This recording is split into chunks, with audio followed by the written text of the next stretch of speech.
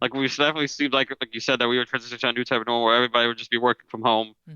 And the day of the office is dead, but now you see more and more companies being like, we want all our workers back in the office at least a couple days a week, Yeah. which in that of itself is like a disguised form of layoff because obviously if your company's based in New York and you hire people remotely in Florida, Hmm. they're not moving to New York, and that's why like a lot of companies are doing that now.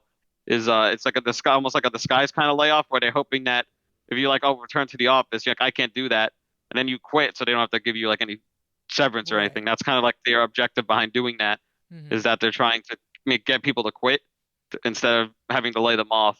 Right. Um, but it also probably just like you said, though. I mean, that is definitely part of it. It also does come to the point where it's just like people want, face-to-face connection at least a couple days a week in. Even if, work from home has proven to be more productive, I'm sure a lot of these companies are like, I want eyes on you at all times. Yeah. Even though, that proves to relatively, even I though I don't think they think did studies people that are they more proved that would be productive a at home. detriment. I don't think I people think are. I'm pretty sure they did a study that they said that people were actually being more productive at I home than, I think I'm it pretty sure was this was like during like COVID. so I I saw think this that was study, I probably think a couple because of years ago. people weren't finishing work each day.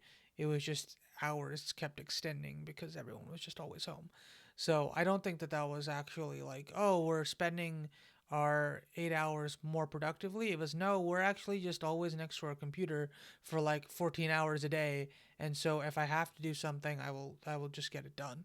And I think that a lot of companies are realizing that it's not as productive as they once thought, and that's also part of the push to bring people back in person because I don't actually think that companies are getting as much profit out of like the work from home environment because it's too lax, and a lot of people just aren't used to being in like the work environment where things are like super, we got to get a lot done. We got to like stay productive, stay on task, not get distracted by like household activities and stuff like that. I think that's like a major factor for people to be like, okay, just like come in the office because at least I know you're doing work during the workday as opposed to like Mhm. whatever else and getting distracted. So I do think that's also like a major factor here where it's possible that a lot of people that have started working in the last couple of years have just gotten used to not necessarily having like to work with like within that like intensive an environment, and like that's Mhm. also making companies be like, well, I would prefer people that have a higher production rate and I want people in person and all of that, and that's also probably a factor here in terms of getting people to reduce the amount of workforce, and then also just like making sure the people that stay behind are producing more and like having more effective and high quality work. Uh, yeah, I mean that's probably part of it. Like, I didn't honestly even consider the fact that you probably like, then they were more productive, so they were just basically on call all day. Mm-hmm. Um, but when you put it that way, I mean, I guess that makes sense. I mean, I think it's more so that it's just it's more helpful for the employee than it is the employer, I guess, in a Yeah. sense to work from home. Because like work from home, you have significantly more free time. You don't have to worry about Mm-hmm. like a 2 hour commute each way. That's an extra 4 hours you have in a day. But at the same time, it's just that I guess like these companies, I think it's just like I said, we said more effective for them to Yeah. see you in the office to make sure you're actually working than just being like, yeah, I guess he's working. I don't know what he's doing, but Right. we're paying him anyway.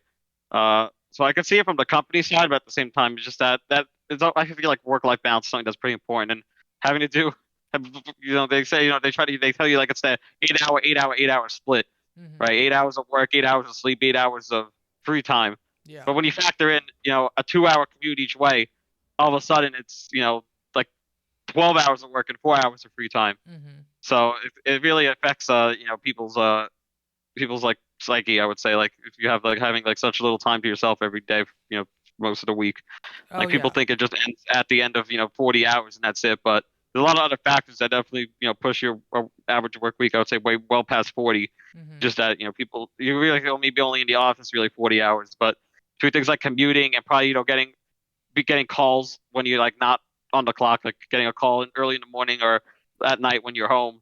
Stuff Right. like that definitely makes it that people have way less time than I think people presume. Mm-hmm. Yeah, I do agree with that. I mean, I remember like growing up. the Metro North, right? Which is how a lot of Yeah. people get to Grand Central for work. That goes all the way to Connecticut. So there are people in like the first two cars that are coming in from Connecticut that just sit there in the train. I mean, maybe they take naps and stuff. I'm not 100% sure, but there are like quiet areas on the train because people get in the train so early and then have to Yeah. travel in like from a different state to come in and work. So I definitely agree with you that commuting is like a huge factor of like, oh, quality of life things, very helpful. So I do think that that's definitely a major positive for work from home. I don't think that that works as well for people who are starting out in their careers.